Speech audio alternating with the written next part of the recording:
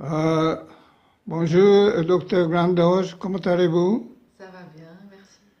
Oui, vous avez fait 3 ans de formation DOC de Shiatsu. Oui, Et est-ce que dans ces 3 ans de formation, vous avez appris quelque chose pour vous?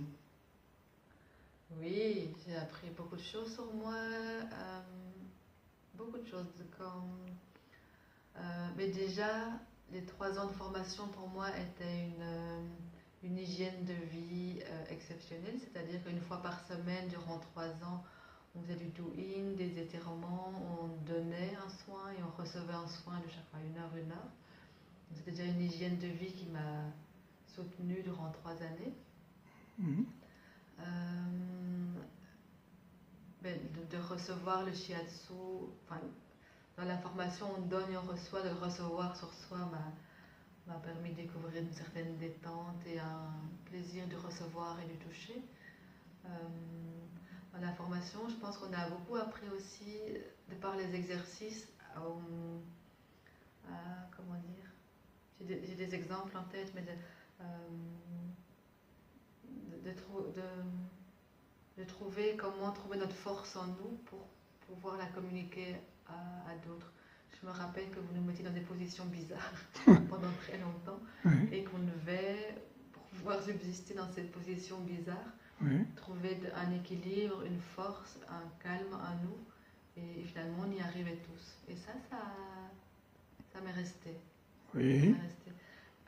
La posture, la respiration, la posture, oui, pour pouvoir donner un soin, bien respirer, être bien posé, être bien installé, travailler avec tout le corps. oui, Ça, je pense que j'ai appris et ça me reste. De par tous les enseignements oraux que vous donniez, je pense que pour moi, médecin, ça me donnait euh,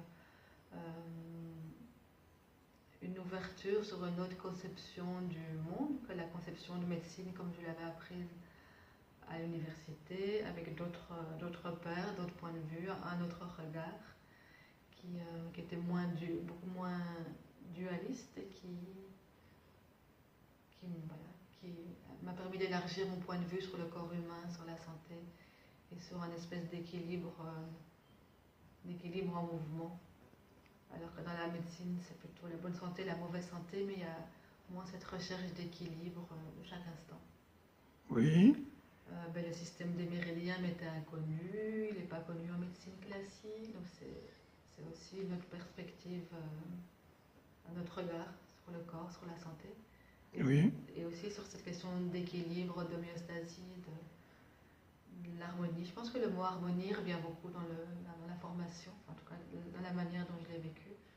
Euh, voilà, remettre une espèce d'harmonie dans le corps à travers l'énergie qui circule dans les méridiens pour pouvoir être et rester en bonne santé. D'accord. Et vous travaillez actuellement au hôpital de soins palliatifs. Mm. Et qu'est-ce que vous avez trouvé, comment vous trouvez dans ce cadre de travail que vous faites? Dans ce cadre, d'abord j'ai été médecin généraliste pendant 15 ans à Bruxelles. Donc là maintenant je suis palliatologue depuis seulement 1 an maintenant. Dans ce cadre de travail, je trouve la médecine comme je pouvais l'espérer, c'est-à-dire avec le temps. Je pense que les soins palliatifs, c'est une des rares médecines où on a le temps.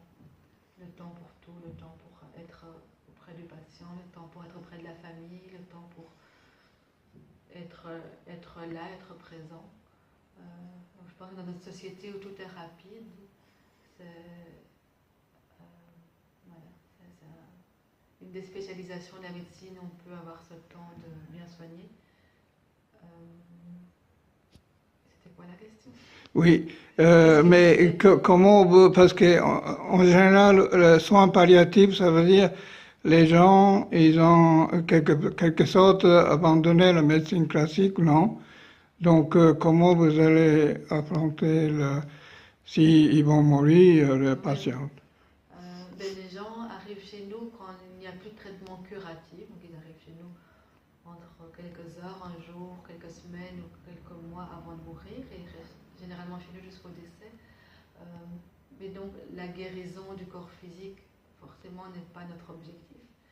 Notre objectif est d'accompagner chaque symptôme et de pouvoir soulager chaque symptôme quand il apparaît. Et en tout cas pour moi, mon deuxième objectif est de cheminer avec le patient et sa famille pour qu'il puisse trouver un sens, du calme en lui. Le calme et pas une acceptation, parce que je ne sais pas si on peut accepter de mourir, surtout si on est jeune, mais il y a tout un cheminement en fait. Quand les patients arrivent chez nous, il y a de la colère, il y a beaucoup de colère, beaucoup de sentiments d'injustice, beaucoup de choses pas réglées, et bien sûr tout ne se règle pas, toute la colère ne s'en va pas, tout le sentiment d'injustice ne s'en va pas, mais les choses se transforment, et c'est un grand honneur d'être là quand nos patients si courageux transforment ça en eux-mêmes. Je les trouve tous très courageux et en fait, j'apprends moi de leur courage. Tous mes patients qui vivent avec la mort vraiment en phase 2, et je pense que j'apprends beaucoup de leur courage. Oui, en général, quand on dit médecin, c'est de soigner les gens qui sont malades, mais si, quand vous n'êtes plus, prendre et soigner ces gens, comment vous sentez tous ces savoirs que vous avez en face des maladies incurables comme ça? Des gens qui ont... À force de voir des gens mourir, parce que c'est quand même ça, peut-être que le regard sur la vie change et la mort comme la naissance devient une étape naturelle. Enfin, comment je veux dire, je ne vois pas la mort comme un échec, je vois la mort comme à partir du moment où on arrive sur Terre, et avec la naissance, forcément on va mourir, donc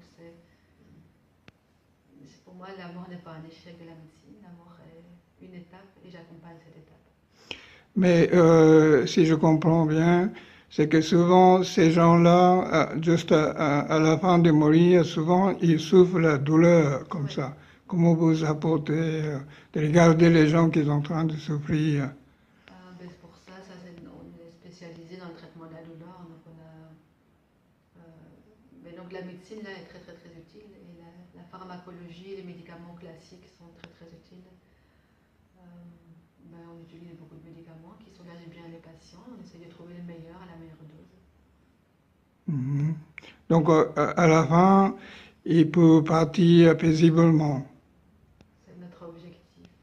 Je ne sais pas si on y arrive à chaque fois, probablement pas, mais... Oui. Et quand vous arrivez, vous êtes très content, très satisfaite. Oui. D'accord. Et est-ce que vous avez aussi, du fait que vous occupez, qui est en train de mourir comme ça, il y a un côté croyance comme ça. Pour vous, ce n'est pas quelque chose qui vous touchez, le sujet comme croyance, comme religion, comme ça? La croyance des patients ou ma croyance? La croyance, s'il y a la vie au-delà des choses comme ça, oui. Je pense qu'à force d'accompagner ces moments-là,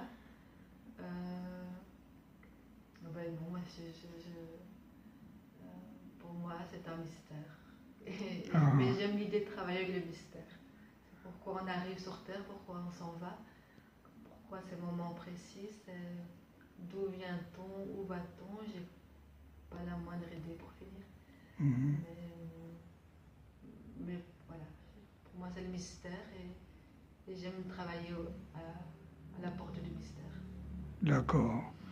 Ok, très bien, très bien. Merci beaucoup, Dr. Grandoche, de votre interview. Oui, à bientôt. Merci, c'est très agréable. Ouais.